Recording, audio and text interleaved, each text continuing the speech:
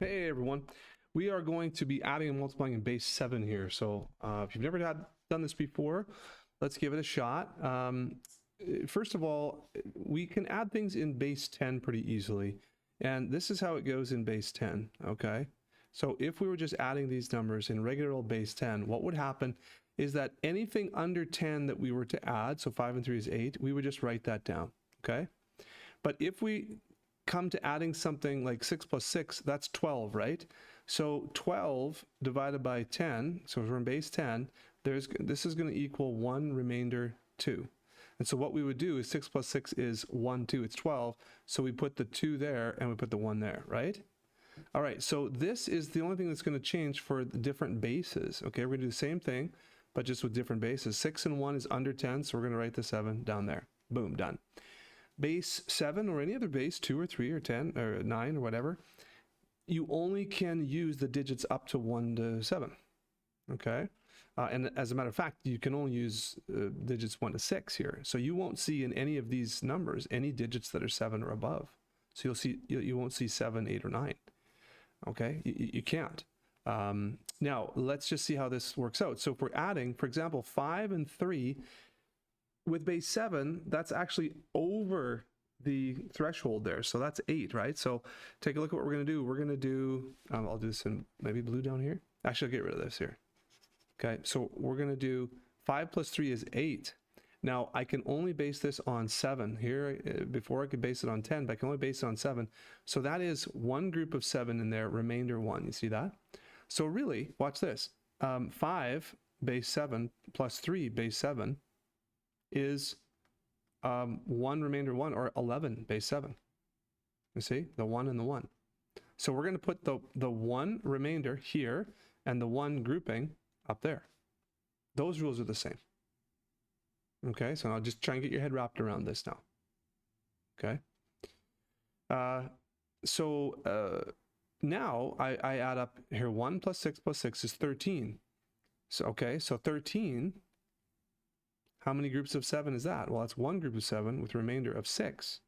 So I put the 6 there and the 1 here, because 13 base 7 plus 7 base 7, I'm sorry, 6, what am I doing? 6 base 7, 6 base 7, plus another 6 base 7, okay, plus 1 base 7, plus 1 base 7, is actually 6 plus 6 is 13, so that's one group of 7 with 6 remaining.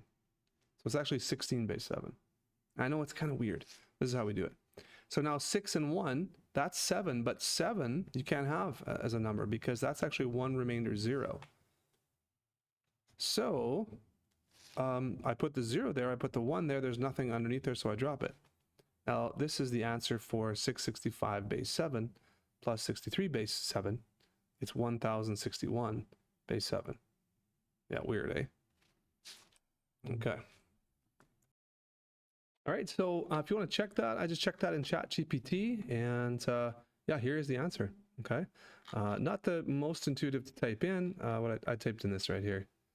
Okay, you can use something like Goth as well. I don't know, it's supposed to be better for math, but I don't know. I haven't signed up for the free version yet to really test it out, and I'm not paying for it right now until I find a little bit more about it. But Goth is, my students are telling me this is good for math, so go ahead and try that out too. I'll put a link to this on my website as well if you want to check that out, on the AI for Learning.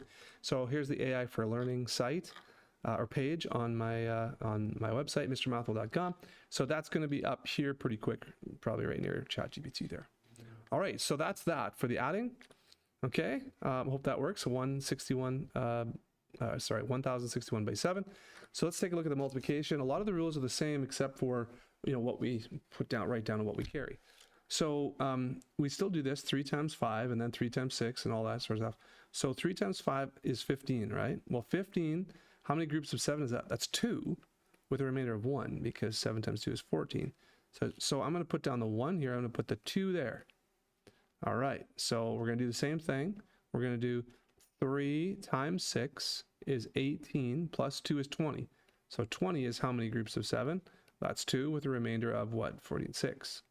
So I'm going to put a 6 down here, and I'll put the 2 up there. Okay, everybody with me so far? Then I'm going to move over and multiply the 6 by the other, the 3 by the other 6. And so that's going to look like this. 3 times 6 is 18 plus 2 is 20. Same thing, I put down the 6. I put the 2 up there. There's nothing to add it to, so I drop it. So I've kind of done the one level. Now you move over and to this spot here, you do 6 times 5 is 30. Okay, over 7, that's going to be 4 remainder 2, because 7 times 4 is 28. So remainder 2 is going to go down here. And 6 times 6, sorry, the 4 is going to go up here. It's going to turn into a 4 now. I'll maybe erase these. It's going to be a 4. So 6 times 6 is 36 plus 4 is 40. So 40 over 7 is what? 35, 5, remainder 5. So we put down the 5 here, and remainder 5 goes there. So then 6 times 6 is 36 plus 5 is 41. So that's going to be the same, remainder 6 though. So 6 with the 5, put the 5 up there, drop it down, 5. Okay. So now I'm going to drop the 1. 6 and 2 is 8. Sorry, that is, that's 1 remainder 1. 6 plus 5 plus 1 is 12. So that's 1 remainder 5. 6 plus 2 is 8 plus 1 is 9. That's 1 remainder 2. And this is 6. 6, 2, 5, 1, 1 base 7. Let's check to see if that is the correct answer. All right, just check our answers. I put this in ChatGPT and did a couple times. The first time it actually said it's easiest to change these base 7 numbers into base 10 numbers and then just do it regularly and then convert back. I'm like, nah, I don't want to do that.